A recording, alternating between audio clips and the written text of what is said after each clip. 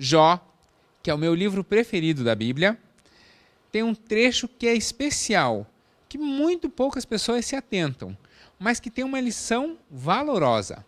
Jó, no seu capítulo 13, o verso 20 até o verso 22, diz assim: o meu intercessor é meu amigo.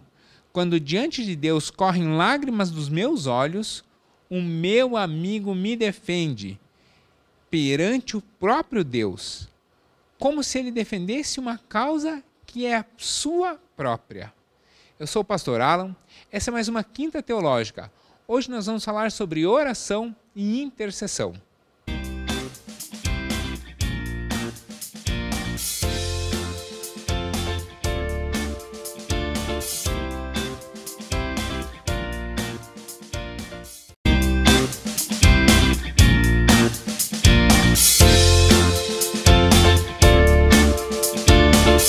Toda quinta, aqui no Teu Legal, nós temos um estudo.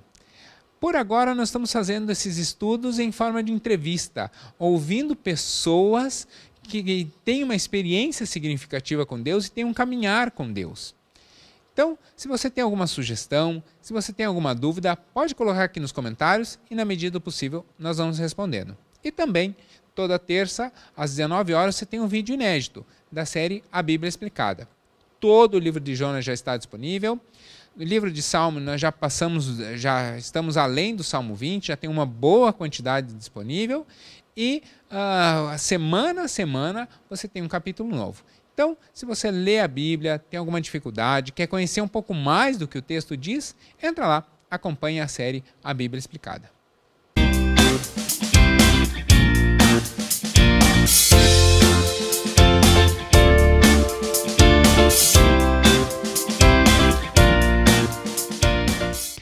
A intercessão é um processo muito interessante. Na intercessão, nós nos tornamos a dor do outro, nós assumimos a dor do outro e agimos. Quando nós efetivamente entramos em ação, lutando, chorando, clamando pela dor que nem sentimos, mas que o outro sente. E aí chega ao ponto de doer, inclusive, no intercessor. Para falar sobre intercessão, então, hoje nós recebemos a Anne Hilling, que é a líder de intercessão aqui da igreja. Boa Olá, noite. Anne. Tudo bem? Tudo. Para quem conhece a doutora Anne, como ela ama que seja chamada assim, a Anne é psicóloga, é terapeuta, é a líder do Ministério de Intercessão aqui da igreja, é casada com o Maurício, que já conversou conosco sobre homens e finanças. Tem 2 filhos, tem a Lara e o Joaquim. E hoje nós vamos conversar um pouco sobre o seu ministério e sobre a sua vida. Quando eu estive conversando com o Maurício, ele já deu mais ou menos uma prévia de como ele se converteu. Que foi, inclusive, através de um trabalho da sua mãe. Uhum. Em parceria com um pastor, mas um trabalho da sua mãe. Como foi a sua conversão? Primeiro eu quero agradecer. Estou muito feliz de estar aqui. É uma honra falar com você, pastor Alan. Muito bacana essa tua iniciativa, né, de apresentar os líderes da igreja, apresentar o que cada um de nós fazemos e a forma, né? Porque cada igreja tem uma forma. Então, achei muito bacana a sua iniciativa. A minha conversão, ela foi um processo bem longo. Eu sempre fui uma pessoa que buscou alguma coisa. Então, eu passei por vários lugares buscando, né? Então, eu nasci num lar católico, onde eu aprendi a ir à missa, a fazer a comunhão, a rezar para Maria, né? Então esses rituais católicos eram bem fortes na minha casa.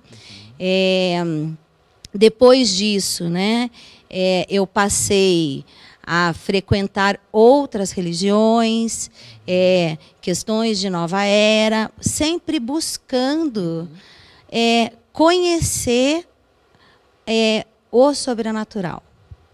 Uma noção de espiritualidade. Você tinha uma clara noção de espiritualidade. Sim. Porém, toda essa busca, ela era sempre muito cansativa, ela era sempre muito sacrificial, era algo que eu sempre me perguntava, né, o que tem além disso? Porque eu sabia que tinha algo muito melhor e muito maior do que aquilo, né? E quando a minha mãe abriu esse grupo de estudos, uma célula na casa dela, e que o pastor veio e começou a ensinar a gente de Gênesis 1, né? Foi uma experiência incrível, porque tudo que eu havia buscado e passado, parece que algumas coisas eu fui reconhecendo que era lixo e jogando fora, e outras eu fui vendo que eram pérolas e que eu precisava reservar, né? Uma das grandes experiências que eu tive antes da minha conversão, e que eu acho que foi muito importante para mim, eu trabalhei na Escola Israelita de Curitiba. E lá eu participei de muitos rituais judaicos com os alunos, porque nós, professores, éramos convidados a participar. Eu dava aula de informática, foi uma experiência incrível. E quando eu fui conhecendo Jesus, eu sabia o que eram aqueles rituais, eu sabia o que eram aquelas experiências, e eu fui me envolvendo, né, com aquelas histórias conforme ele ia contando, e fui entendendo o que Jesus Cristo fez por mim, e que ele não queria mais nenhum sacrifício meu, que ele não queria mais nenhuma busca minha, porque eu já tinha encontrado a ele, e ele é tudo. Então foi uma experiência, foi um processo de conversão mesmo, né?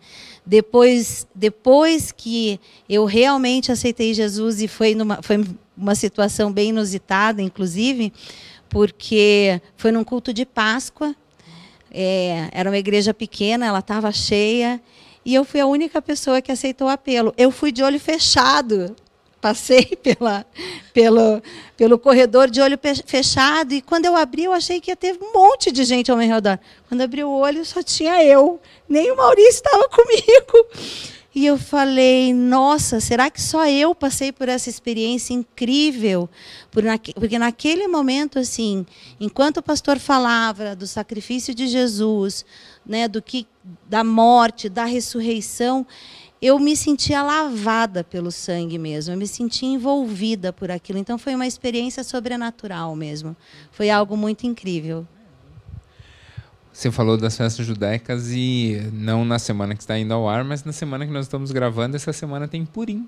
É festa de Purim. Que é a Esther, né? Festa de Esther, e daquele que não se fala o nome. Exatamente.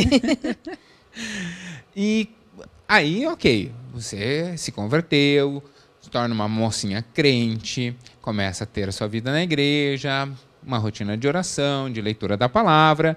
Mas como surgiu no seu coração a ideia da intercessão? Também foi algo inusitado, assim. Dentro da igreja, eu passei por diversos ministérios, diversos. Fui líder de mulheres junto com a pastora Fabiola. Trabalhei com as crianças, trabalhava na cantina, fazia almoços para a igreja, mas o lugar que eu mais gostei de trabalhar, apesar de todos me trazerem muita alegria, né, era uma reunião de oração de terça-feira à tarde, às 14h, devia ter mais ou menos umas 15 senhorinhas, todas acima de 70 anos, e eu, né? Era um lugar que era interessante, que era uma reunião de oração. Mas a gente sentava numa roda e elas ficavam me contando histórias das experiências que elas tiveram com Deus. Acho que aí também eu já desenvolvia muito essa questão da escuta, né? Eu ainda não era formada em psicologia. E eu adorava escutar aquelas experiências sobrenaturais, de conversão. Uma senhora que tinha orado 20 anos pelo filho, e naquele período que a gente estava ali junto com elas, o filho se converteu depois de 20 anos. Então, foi um período muito precioso estar com elas, né? Elas me ensinaram muito essa coisa do conversar com Deus, né? De ser uma conversa, uma roda de conversa, né? Então foi muito agradável. Todos os outros ministérios me traziam muita alegria. E eu fui passando por vários outros ministérios, mas eu sempre tinha guardado no meu coração aqueles momentos, né? E eu sempre busquei muito a leitura da palavra. Sempre tive muita curiosidade de ler, de entender, de compreender, de saber o significado. Então, eu acho que isso foi despertando em mim a vontade de interceder. Depois disso, eu conheci o pastor Lobo, que ele estava iniciando o Ministério de Libertação, né? E passamos a ter um grupo de oração na nossa célula, né? E esse grupo de oração, essa célula que a gente tinha, eu lembro que teve um determinado momento que a gente fez, cada família listou os seus pedidos, né? E a gente orava toda semana por isso, né? E aí eu fui aprendendo a orar, né? E eu te digo assim, que todos os pedidos de todas aquelas famílias foram atendidos. Todos. Alguns demoraram 8 anos, né? 10 anos, mas a gente lembra daquele período, de um período de muito avivamento.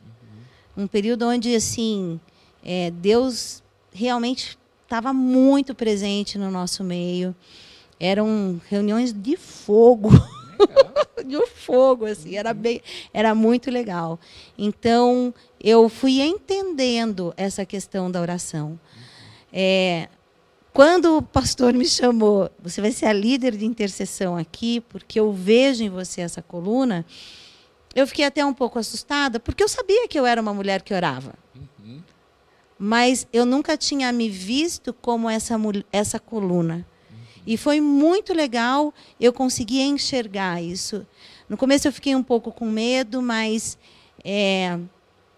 seja forte e corajosa, né?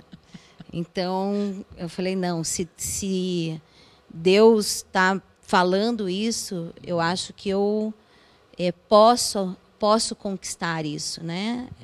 Não sou eu que faço, é Ele. E eu falei, eis-me aqui, e aí assumi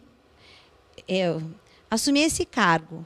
Mas eu acho que também a intercessão foi algo que foi como um processo na minha vida, desde que eu aprendi a orar, desde que eu me converti com essas senhorinhas. Então, eu posso estar dizendo que essa reunião de oração é coisa de 20 anos atrás. Né? Hoje ela já tem 80, 90, tem outras falecidas. Algumas já estão na glória. Exatamente. E aí, você disse que é líder da equipe de intercessão. Se é líder, tem liderados. Se é equipe, tem outras pessoas. Sim. A IBBR, nós temos nós temos muita visualização no YouTube, mas durante a transmissão, no momento da transmissão ao vivo, tem bastante gente que acompanha. Nossa média assim, de culto são 200, 300, às vezes 400 pessoas acompanhando online as transmissões. Sim. E durante a transmissão ao vivo, está aberto o chat. Então as pessoas ficam interagindo ali. E a equipe de intercessão atua nessas horas. Como que funciona? Você é líder e eu sei que você conhece o processo. Como funcionam os pedidos de oração que são postados ali? Não apenas nesse horário, mas como que a equipe de intercessão trabalha com os pedidos que vêm online ou pelo Instagram ou pelas fichas de oração? Como funciona a prática da equipe de intercessão com relação aos pedidos de oração que chegam na igreja? Então, a nossa dinâmica é a seguinte, né? Nós temos uma equipe de intercessão que ela fica ligada no YouTube. São 5 intercessores por culto, que quando a pessoa coloca o seu pedido de oração ali, vai girando numa sequência, né? Então, se eu estou lá, sou a número 1, né? Quando entra o seu pedido de oração, o primeiro pedido de oração, eu já falo, Alan, estou orando pelo seu pedido. Né? Sou intercessor da IBBR, acho que tem um padrão, tem um textinho padrão lá, sou intercessor da IBBR, estou orando pelo seu pedido. Né? É muito legal porque as pessoas respondem, obrigada, Anne, obrigada. Né?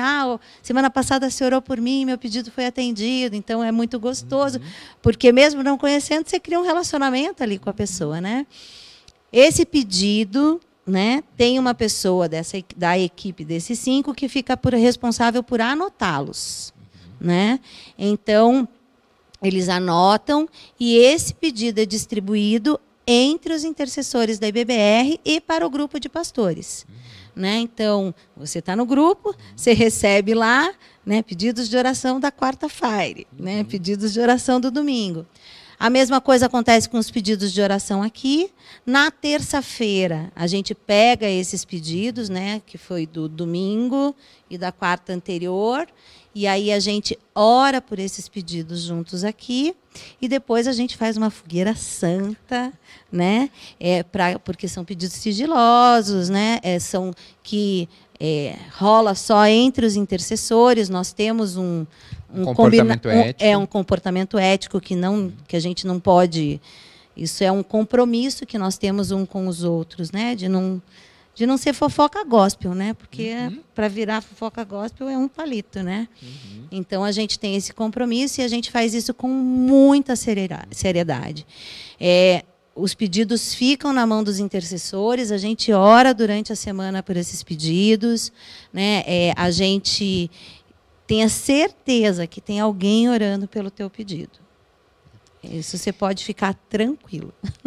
E a ideia é exatamente...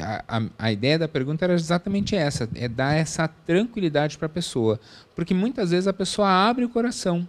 Às vezes, em determinadas situações, ela nem pode abrir com a família, porque às vezes ela está pedindo pela família por um problema que tem na família, né, e ela não quer, às vezes, pedir para a família é criar mais problemas. Exatamente. Né? Então, a ideia era justamente expor que é um campo seguro para abrir o coração. Até uma coisa importante é com relação aos e-mails, né? Porque a gente tem lá o oração@ibbr.com.br. Que está aparecendo aqui embaixo agora. Os pedidos de oração que vêm pelo e-mail, a gente imprime, eles entram para a caixa aqui de oração e eles entram no circuito como os pedidos de oração aqui.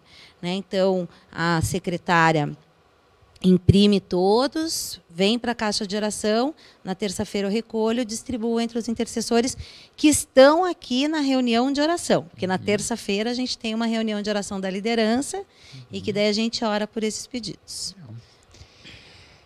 E aí, como intercessora e como psicóloga, justamente na abertura, eu falei sobre a dor. A dor é algo significativo e bom, porque é a marca de que estamos vivos. Mas qual é a principal dor ou principal dificuldade das pessoas que você nota, pode ser no seu consultório ou como líder de intercessão, qual é a principal dor que você consegue notar hoje na sociedade que interage contigo? Eu vejo assim, que a raiz de todas as dores que eu tenho lidado no consultório ou nos aconselhamentos de intercessão, com os meus intercessores, né? Eu vejo que é muito uma questão relacionada à rejeição. Então, as pessoas ficam ansiosas porque elas precisam atingir um padrão para não serem rejeitadas. As pessoas ficam deprimidas porque elas não alcançam uma forma que elas possam fazer sucesso e serem olhadas. As pessoas se tornam arredias porque elas têm medo de serem rejeitadas. O que nós estamos vivendo como sociedade é uma sociedade de exclusão. E quando Jesus fala, né, amem-se uns aos outros, nós estamos indo na contramão dessa rejeição. Porque quando ele pede para eu te amar, ele pede para eu amar o Alan como ele é.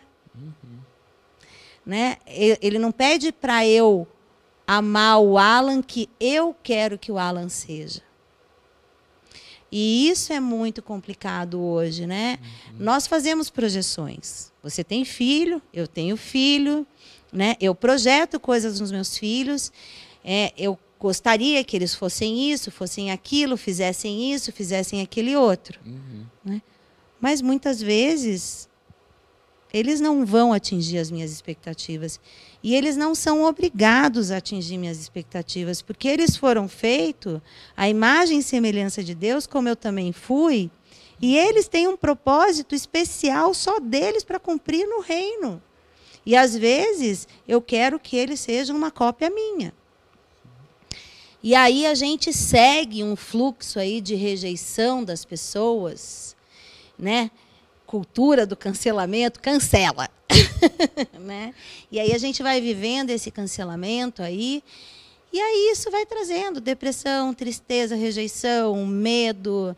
Então, muito do que nós vivemos hoje tem essa raiz na rejeição. E aí, para ser intercessor, você precisa ter uma eventual rotina de oração. Eventual no sentido de que você adequa dentro, né? Abre mão um pouquinho disso, daquilo, mas adequa dentro da sua rotina. Então, tem intercessor que vai ter sua rotina de oração, às vezes, de manhã, outro vai orar madrugada, outro vai começo da tarde, né? A gente vai acertando. Mas como adquirir uma rotina de oração?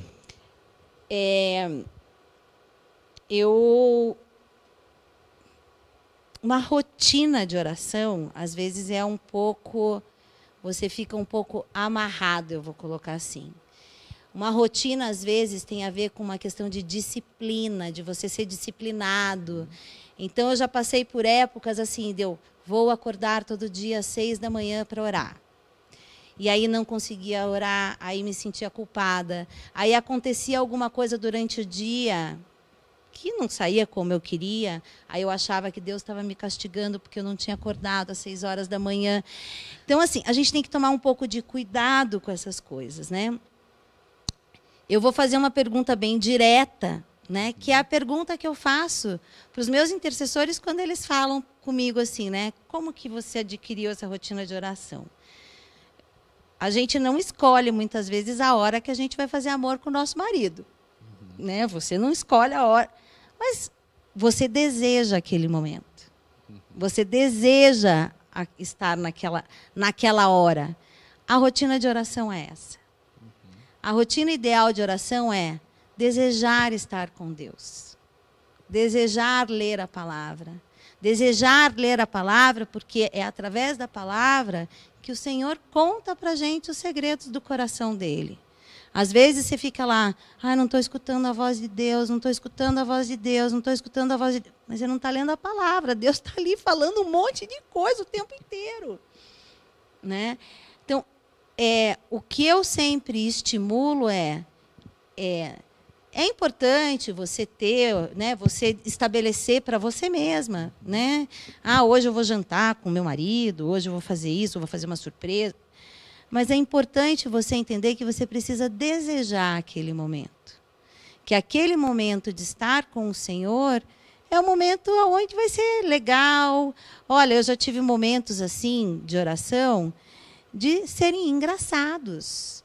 De eu estar lendo a palavra assim, e Deus me responder e eu dar muita risada. E de dizer assim, nossa, como é que eu não percebi isso? Era tão simples.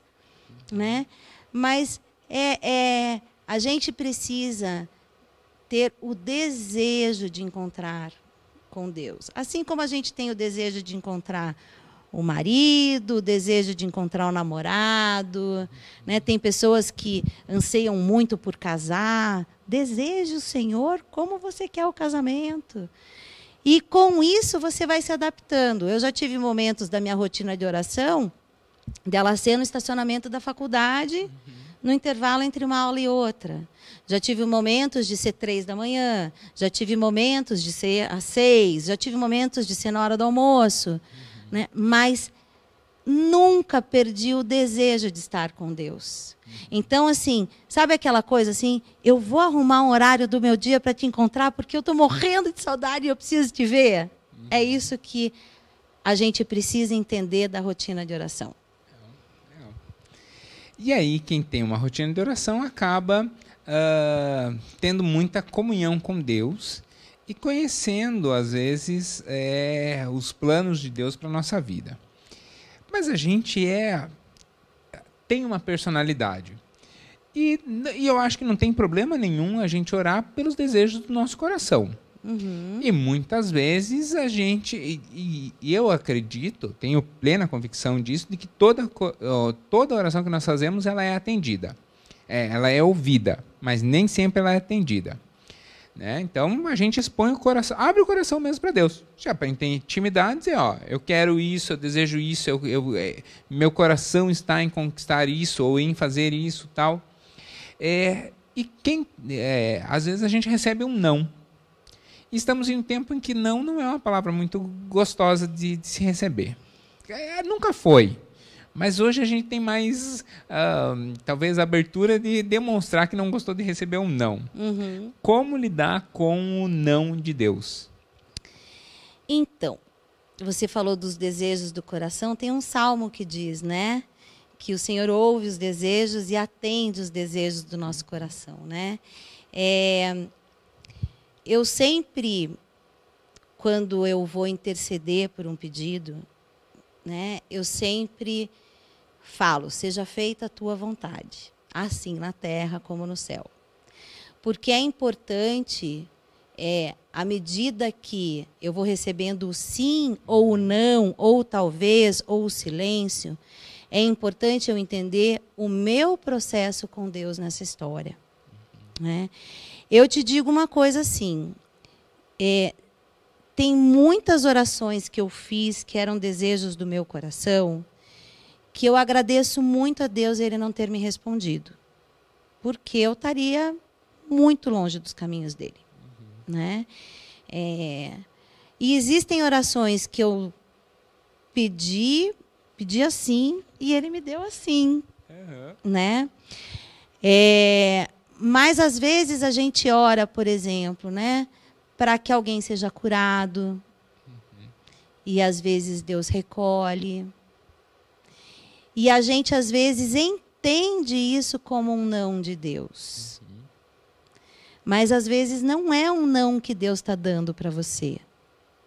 Às vezes, são circunstâncias que estão acontecendo e que a gente precisa compreender a nossa posição naquela história.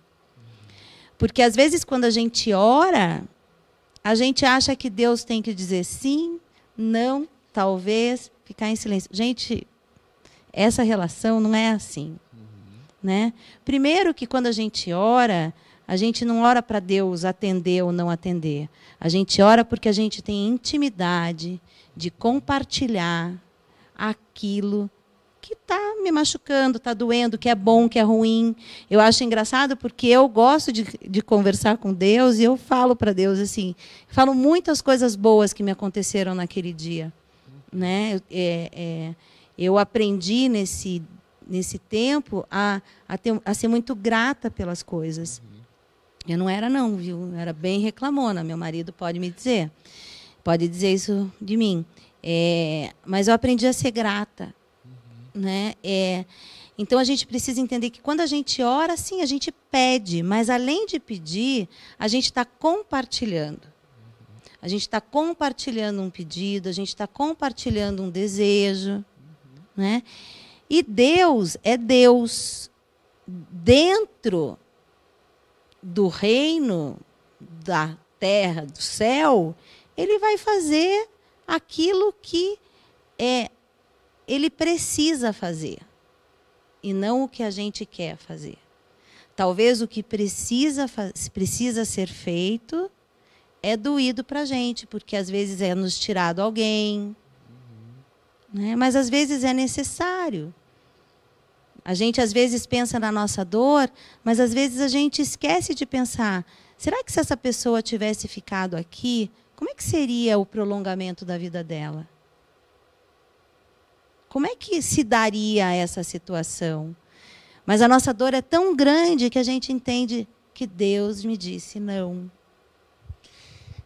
É outra perspectiva. É curioso que você estava falando, eu lembrei do meu pai. Meu pai faleceu já com 93 anos. E óbvio que se eu pudesse, meu pai estaria até hoje aqui comigo. E eu lembro do meu pai, eu acho que eu lembro do meu pai talvez todos os dias. Acho que eu lembro do meu pai todos os dias. Talvez tenha um ou outro dia que eu não lembre dele, mas eu lembro do meu pai quase todo dia. E eu tive muito bom relacionamento com meu pai, não tem nada que nós não resolvemos. Pelo contrário, uma convivência incrível. Eu tirei meu pai do batistério, inclusive. Foi incrível. Mas ele já com 93 anos, já bastante convalescido, essa é uma coisa que consolou muito meu coração. Que quando Deus recolheu meu pai, eu fiquei pensando, me dói, mas para o meu pai não dói mais. Uhum. Ele não reclamava de dor. Aliás, ele nunca reclamou. Ele dizia assim, não, eu com a minha idade não dói nada. Mas às vezes eu sabia que doía.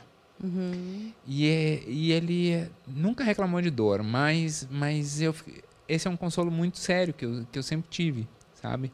De saber que para ele não dói mais. Uhum. E o que me dói é simplesmente a saudade de saber que não está mais do meu lado um homem incrível. Uhum. Mas que eu agradeço muito a Deus por esse homem incrível poder ser, eu ter o privilégio de chamá-lo de pai. Isso é muito legal, Uhum. né? É muito bom, assim, porque não importa quanto tempo você tenha tido com a pessoa, né? Mas é sempre um privilégio você ter tido o contato. Eu entendo você porque meu pai já morreu faz 26 anos. E tem dias ainda que a saudade aperta. E aí eu abri agora um pouquinho do meu coração. Mas tem uma outra pessoa que também me deu uma resposta. Eu fiz a mesma pergunta que a próxima pergunta. A essência era a mesma, mas essa pergunta eu fiz para o meu avô. Meu avô foi pastor quase 50 anos na vida dele. Tinha sido militar antes, depois foi pastor. Faleceu também com avançada idade, teve um ministério significativo. Esses dias no Uber, o rapaz falou que era da Assembleia de Deus, meu avô era pastor da Assembleia. Eu falei do meu avô, ele falou, eu não acredito, é o neto do pastor Macedo, tal. E eu perguntei para o meu avô uma pergunta que ele me deu a resposta bem interessante. E eu não vou falar primeiro para não contaminar a sua. Vamos compartilhar aí, vamos ver se o vô Macedo, se eu compartilho com o vô Macedo. Eu conto depois, então. Mas qual é a coisa mais impressionante que você já viu na caminhada de oração? Eu podia dizer tantas coisas. Hoje, por exemplo, eu tive uma experiência incrível com o time de intercessão que eu estou treinando. Eu já vi mulheres engravidarem. Mas eu vou dizer para você que nessa caminhada, a coisa mais incrível que eu vejo é o que Deus faz no meu coração, mudando a mim a cada dia. É isso. Meu avô deu outra resposta. O que ele contou? Agora eu quero saber. Mas na essência é a mesma. Ele falou assim que a coisa mais impressionante é observar a pessoa na hora da morte. Porque existem pessoas, eu lembro que ele usou exatamente esse termo, existem pessoas que são como passarinho. Dá um último pio e descansa. E existem pessoas que vão gritando como um porco. O porco, na hora que está indo para ser morto, né, ele vai gritando e tal. E as pessoas vão gritando e dizendo, não me levem, não me arrastem, eu não quero ir. E ele falou que isso ele via, e aí quando ele conhecia a pessoa e sabia que ela tinha uma rotina com Deus, ele sempre disse isso. Eu nunca vi alguém que tinha uma rotina com Deus morrer como se não fosse um passarinho. Olha que legal. E foi muito curioso que no dia que meu avô faleceu, na hora que meu avô faleceu, eu estava indo para Maringá. Ele morava em Maringá, eu estava indo para Maringá. Então eu cheguei em casa, fazia uns 5, 10 minutos que ele tinha falecido. A minha mãe ainda estava segurando o queixo dele, para a boca não ficar aberta, e as minhas tias estavam terminando de cantar os hinos que elas tinham selecionado ali. Que na hora que ele faleceu, elas estavam cantando o hino, e ele foi respirandinho, cada vez menos, e faleceu assim. Né? E foi o mesmo modo que o pai faleceu e que minha avó, a esposa do meu avô, também faleceu. Então, os 3 faleceram da mesma maneira, com hinos, e a respiração foi baixando, e eles foram assim. Eu vejo assim, né? Deus transforma a vida da gente, não tem a cada dia, né? E eu acho que aquilo que a gente... Eu sempre, quando eu vou pregar, eu falo assim, né? Que Deus tem 2 grandes sonhos para a gente. O primeiro é a salvação, né? É o primeiro sonho de Deus. Então, mais do que você ser um juiz, mais do que você ser um missionário, mais do que você ser um pastor, mais do que você pregar a palavra, Deus quer que você seja salvo. Essa é a primeira coisa. E a segunda coisa que eu falo é que Deus quer que a gente cresça à estatura do varão perfeito, que é Cristo. E eu acho que é impossível você crescer à estatura do varão perfeito, que é Cristo, sem orar e sem ler a palavra. E aí o processo de intercessão é quando nós oramos pela causa do outro. Por que eu devo, nessa vida corrida, nessa vida cheia de problemas, nessa vida atropelada, em que a gente não tem paz e não tem mais horário de trabalho, por que eu devo me preocupar com o problema do outro, se eu já tenho tantos para mim? O que eu ganho me preocupando com o problema do outro? Simplesmente porque Jesus pediu para eu te amar. Se eu te amo, eu vou orar por você, eu vou desejar teu bem, eu vou te ajudar a você prosperar, né? Eu vou querer o melhor dessa terra para você. E assim a gente vai vivendo. Ah, Anne, mas as pessoas não pensam assim, nem todo mundo deseja o bem para você, nem todo mundo quer o bem. Eu quero que todo mundo seja salvo. Eu quero que todo mundo seja liberto, eu quero que todo mundo seja curado, eu quero... Então, eu acho que eu vou fazer isso. E a gente precisa entender, porque Jesus fazia isso. Fazia não. Jesus faz isso pela gente no céu. Não é isso que diz? Que ele está intercedendo por nós? Como sumo sacerdote, ele intercede por nós até hoje. Até hoje, né? Então, se ele ainda faz por mim... Por que eu não posso fazer pelo meu irmão? Pelo meu irmão que não sabe orar. Pelo meu irmão que conhece menos da palavra do que eu. Pelo meu irmão que, às vezes, está envolvido lá com drogas, com questões. Por que eu não posso orar por ele? Eu acho que é um ato de amor. E se alguém que está nos assistindo foi tocado e deseja ser um intercessor, não precisa nem necessariamente ser intercessor aqui da IBBR. Pertence a uma outra igreja, quer ser intercessor lá na sua outra igreja.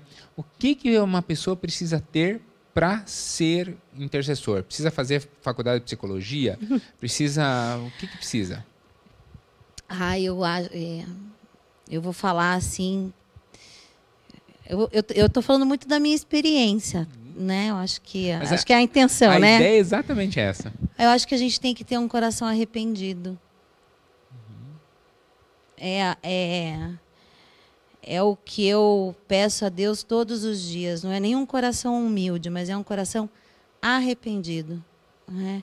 É saber assim que eu sou extremamente limitada.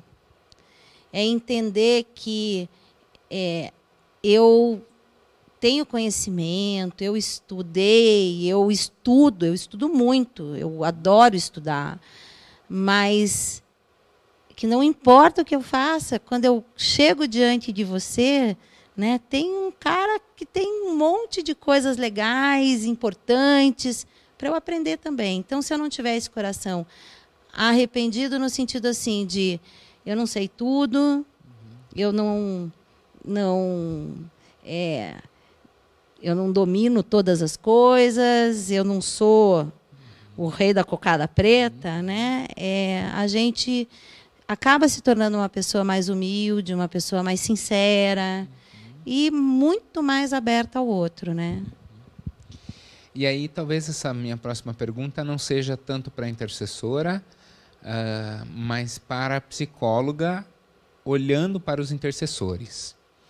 A gente, quando se dispõe a cuidar do outro, quando se dispõe a cuidar da dor do outro, pode criar uma coisa chamada dependência emocional.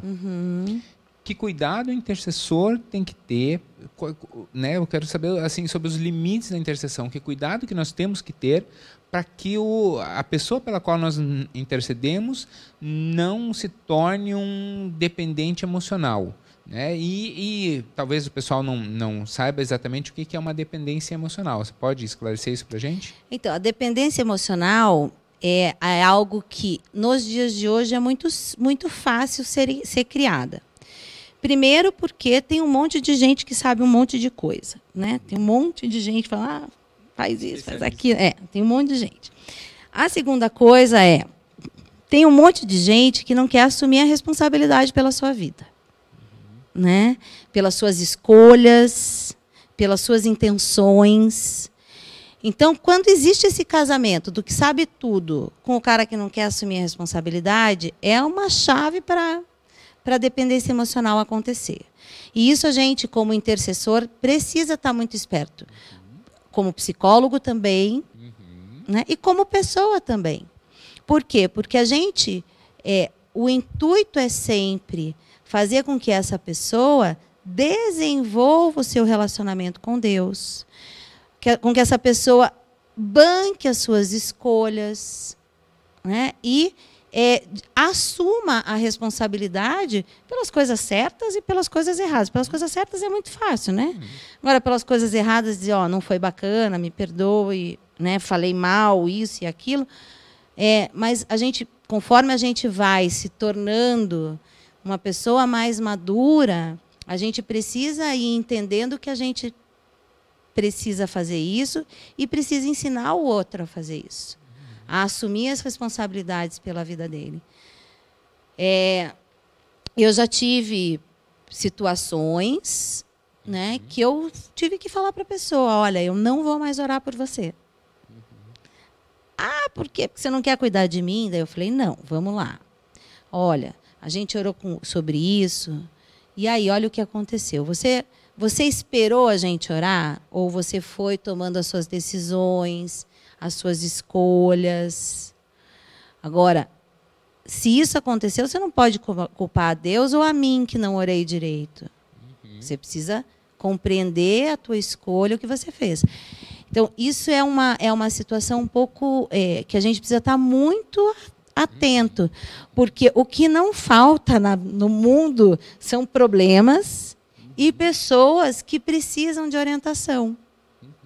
Né? E aí, talvez a pessoa esteja pensando assim, a Anne é bem casada com o Maurício, já assistiu a entrevista do Maurício, ele falou que está bem em finanças, que agora a coisa está mais tranquila, ele sabe lidar bem com dinheiro, a Anne é uma pessoa que ora, tem clientes e pacientes saindo pelo ladrão no consultório, a vida deles está super bem, os filhos estão bem e tal. Intercessor passa por problema, passa por desafio? Muito.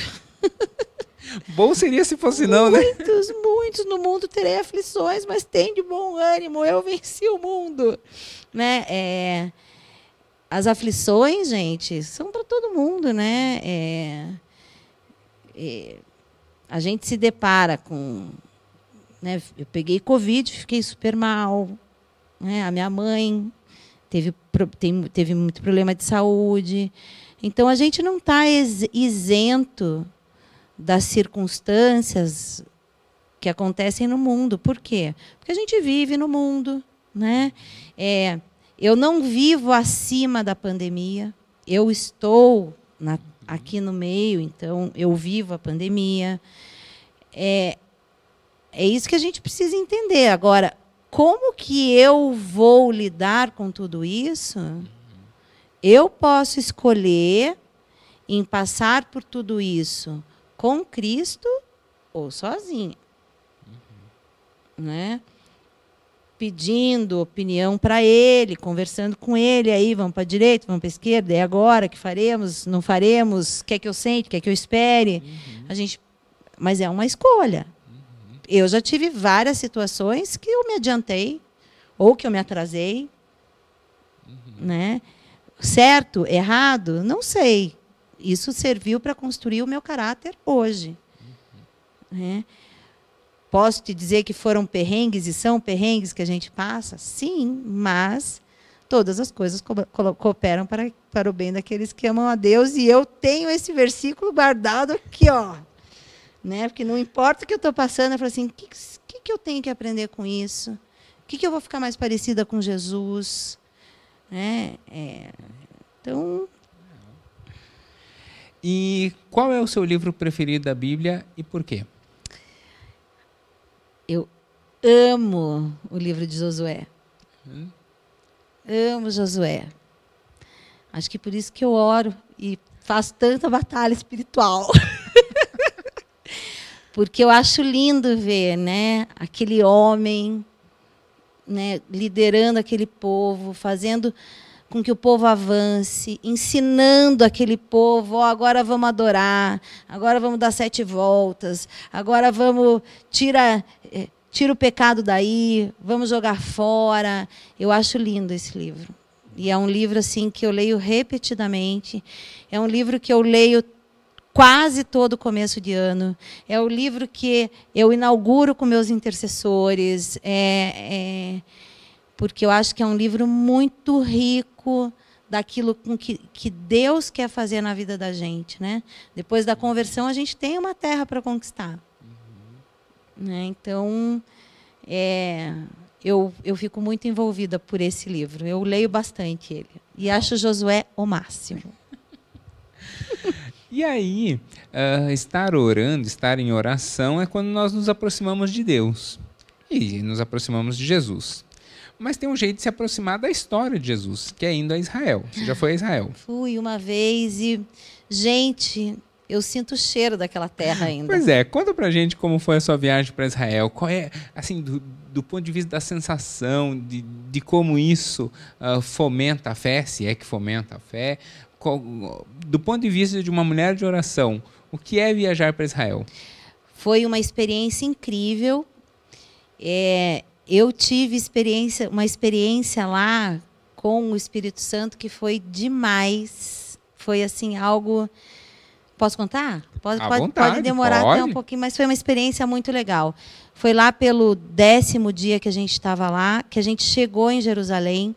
A gente foi visitar o tanque de Betesda e tem uma igreja onde a acústica é perfeita. Né? E as pessoas, os grupos entram nessa igreja e elas cantam, porque a acústica é perfeita e realmente dá para você escutar de fora eles cantando. E tinha um grupo cantando. E eles cantavam numa língua que eu nunca tinha escutado. Nunca tinha escutado. E eu olhava para eles assim, só que eu entendia o que eles estavam cantando. E eu falava assim, isso não é possível, Jesus. Aí ele falava assim, não, você está entendendo o que eles estão cantando, porque eu estou contando para você. E eu falava, sério que eu estou entendendo? Eu ainda fui batendo um papo assim, né? Aí ele falou assim, agora eu quero que você vá conversar com o pastor que está ali, depois que eles terminaram de cantar, né? E aí eu fui perguntar, né? Falei, olha, vocês cantaram isso, isso, isso? Ele, cantamos, né? Era um hino que eu nunca tinha escutado. E aí eu perguntei, de onde vocês são? E aí eles falaram assim, nós somos de Bandung, da Indonésia. E meu pai é de Bandung, da Indonésia. É mesmo? Então foi uma experiência muito tocante para mim. Né? Que foi algo que Deus falou assim, olha, tudo que você está aí. Você só precisa se desenvolver e deixar com que eu haja. E foi uma experiência muito tremenda estar em Israel. Essa questão de eu sentir o cheiro ainda, eu sinto mesmo. Tem momentos que eu tenho saudade, sinto o cheiro daquele lugar, sinto o gosto do suco de romã que eu tomava todo dia, né? Então foi uma experiência muito legal. Eu tenho uma sequência de fotos que aonde eu fui, eu pisei a planta dos meus pés. Então eu tenho uma sequência de fotos só dos meus pés, assim, no Mar da Galileia, no Mar Morto, na Via Crucis, tenho só meu pé em vários lugares, assim. Mas foi uma experiência muito tremenda. É um lugar onde a minha fé foi muito calcada.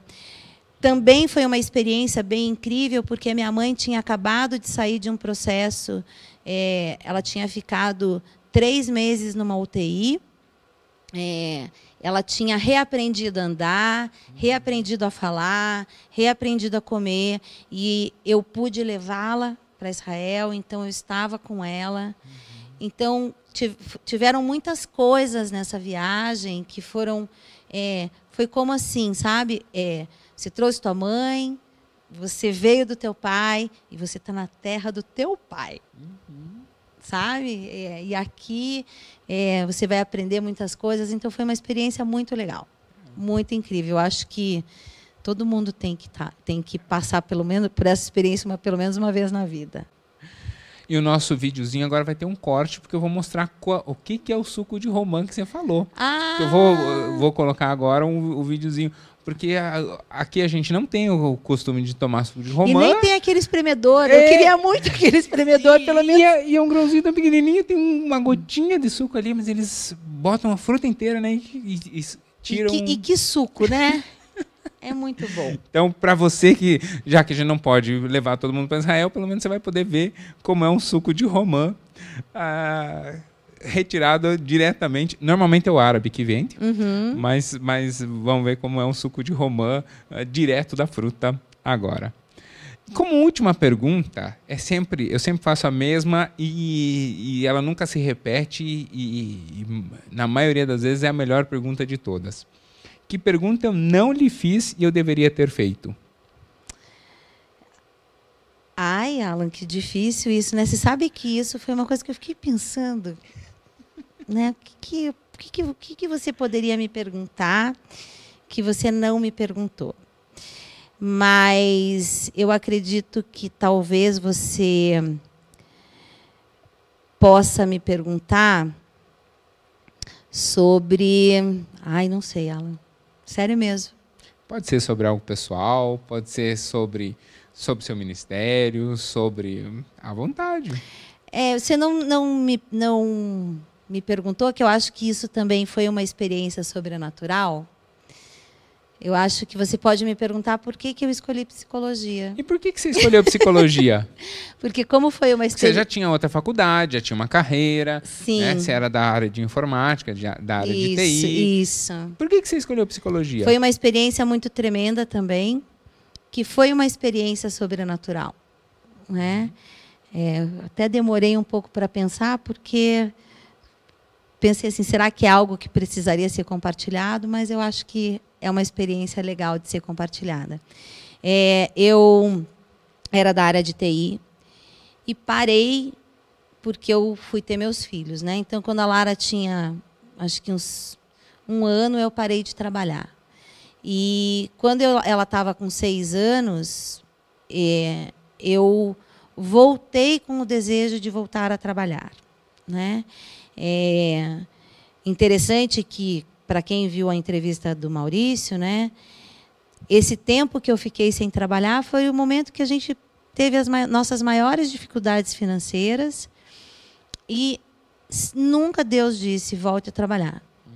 Né? Eu acho que a gente tinha que passar pelo processo que a gente passou mesmo.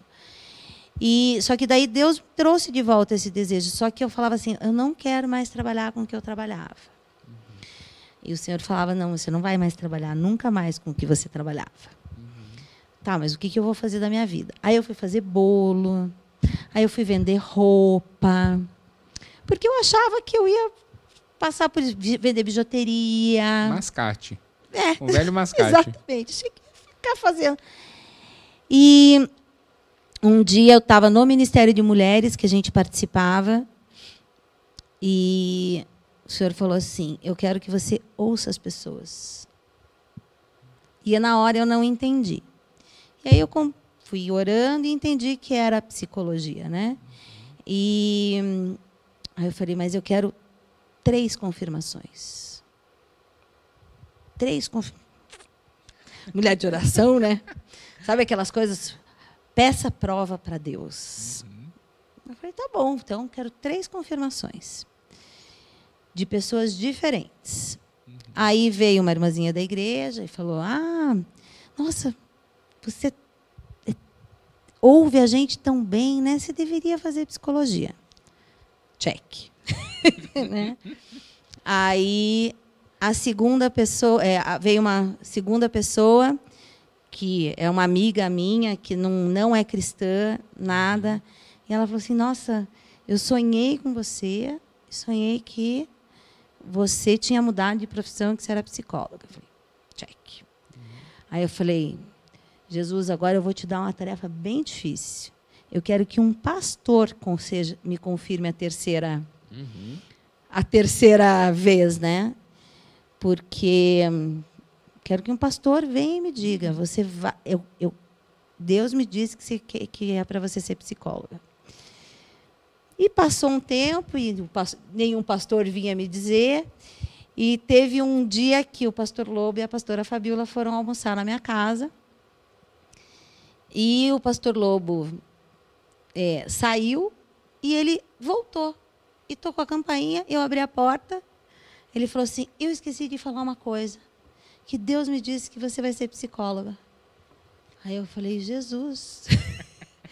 E aí eu passei por todo o processo, fui fazer vestibular, né? Então, eu e o pastor Lobo, a gente tem essa conexão espiritual mesmo, né? Eu tenho muita alegria de trabalhar com ele, porque ele é uma pessoa que realmente foi o crivo de Jesus para dizer, vai lá e faz, entendeu? Então, quando ele me chamou para o Ministério de Intercessão, eu falei assim, eu vou dizer sim, porque... esse homem sabe o que diz. Tá vendo como a última pergunta é sempre surpreendente? Sempre tem vindo ótimas últimas perguntas. Mas para encerrar, a gente sempre encerra com o convidado orando. A gente pode encerrar da mesma maneira? Lógico. Já que falamos tanto de oração, então agora você ora por mim, mas principalmente pelo pessoal que nos assiste. Pode por deixar. Favor. Então vamos lá. Senhor, muito obrigada, Pai. Muito obrigada porque o Senhor é um Deus tão tremendo. O Senhor usa de todas as ferramentas, Senhor, que estão dispostas nesse mundo para que a Tua obra seja feita, para que o Teu amor seja propagado, Senhor. Eu quero Te agradecer muito pela vida do Alan, da Dani, do Dani, Senhor. Obrigada pela vida dos teus filhos, obrigada por essa iniciativa que o Alan teve de estarmos aqui conversando numa conversa tão descontraída, mas para falar da grandiosidade do teu nome, Pai. Muito obrigada, Senhor. Muito obrigada. Continua, Senhor, fazendo com que o teu filho desempenhe, Pai, e frutifique, Pai, a 30, a 60 e a 100. Em nome de Jesus, Pai, eu quero abençoar as mãos do teu filho. Que tudo que ele tocar prospere, Pai, porque não é ele que está tocando, mas é o Senhor, Pai. E eu quero abençoar todas as pessoas, Pai, que assistirem esse vídeo. Louvado seja o teu nome, Senhor. Que o Senhor possa levar a cada uma, Pai, a um lugar de intimidade contigo. Que elas possam ansiar e desejar no coração delas um encontro especial todos os dias contigo, Senhor. Eu quero declarar aqui, Senhor, que cada uma que ouvir vai ser tocada pelo teu Santo Espírito. Aquelas, Pai, que não te conhecem, que não conhecem Jesus, vão ser tocadas pelo teu Espírito, Pai, e vão ser levadas à salvação, Senhor. Aquelas que já te conhecem vão crescer, vão amadurecer à estatura do varão perfeito que é Cristo, Senhor. Pai, que o Senhor derrame unidade sobre as nossas vidas. vidas, que nós possamos ser um como o Pai, como Jesus e o Senhor foram um, Pai. Que nós possamos aprender, Pai, a sermos um, Pai, e andarmos em unidade, Pai, para que o Teu reino avance, para que o Teu nome seja propagado e louvado aos 4 cantos da terra, Senhor. Que o Senhor venha nos resgatar e nos buscar, Senhor, porque nós ansiamos por esse dia. Eu te louvo e te agradeço, Senhor, em nome de Jesus. Amém, amém, amém. Anne, muito obrigado. A ideia de compartilhar a vida, da gente abrir o coração e compartilhar a vida, ainda mais com a líder de intercessão, eu acho que é uma marca bem interessante, porque quem nos assiste pode saber que a gente enfrenta desafios, que a gente é gente e que vai encontrar pessoas para quem elas podem abrir o coração com segurança. Né? Amém. O Maurício, por exemplo, estava dizendo assim, as turmas de finanças, nós fazemos 3, 4 turmas, mas turmas pequenas, para que as pessoas possam abrir o coração e abrir, no caso, a sua vida financeira. E com a intercessão também não é diferente. Tem gente que tem mais dificuldade de falar de finanças do que seus outros problemas. Mas eu queria agradecer a você, uma amiga que eu posso chamar de você, mas lhe agradecer pela oportunidade de você poder abrir da sua vida para edificar. Eu fui muito edificado hoje, aprendi umas curiosidades, mas fui edificado com o seu testemunho. Eu queria lhe agradecer e tenho certeza que o pessoal também que nos acompanha também foi edificado com isso. Mas se você acompanha e você tem um pedido de oração, a mulher da oração é a Anne. Oração. Então você pode colocar aqui nos comentários, eu vou encaminhar. Se você está assistindo pela IBBR, você pode colocar nos comentários que já chega na mão da Anne. Mas se você está assistindo pelo Teu Legal, coloca ali também que eu encaminho para o pessoal da intercessão aqui na IBBR. O seu pedido não passa desapercebido. Muito obrigado pela oportunidade de lhe conhecer um pouquinho mais e de você compartilhar com a gente. Amém, muito obrigada, foi muito legal. Posso deixar uma frase à para as vontade. Pessoas pensarem? No último domingo eu fui muito impactada por uma frase que o pastor falou, que o pastor Lobo falou no nosso culto de domingo à noite, que ele falou assim: nós não somos uma igreja de perfeitos. Nós somos uma igreja de arrependidos. Uma igreja de arrependidos, se você tem um coração arrependido, você tem um terreno fértil para que Deus possa trabalhar. Então, eu queria deixar #fica a dica. E assim nós encerramos. Se você gostou dessa mensagem, gostou dessa conversa, tem gostado das outras conversas aqui do canal, encaminha para o seu amigo, encaminha para sua mãe, para seu pai, para o pessoal, para o seu filho, né? E assim a gente vai atingindo mais pessoas. Por enquanto, a gente segue aqui orando pela sua vida e agradecendo você ter acompanhado até aqui. Tchau, tchau. Amém.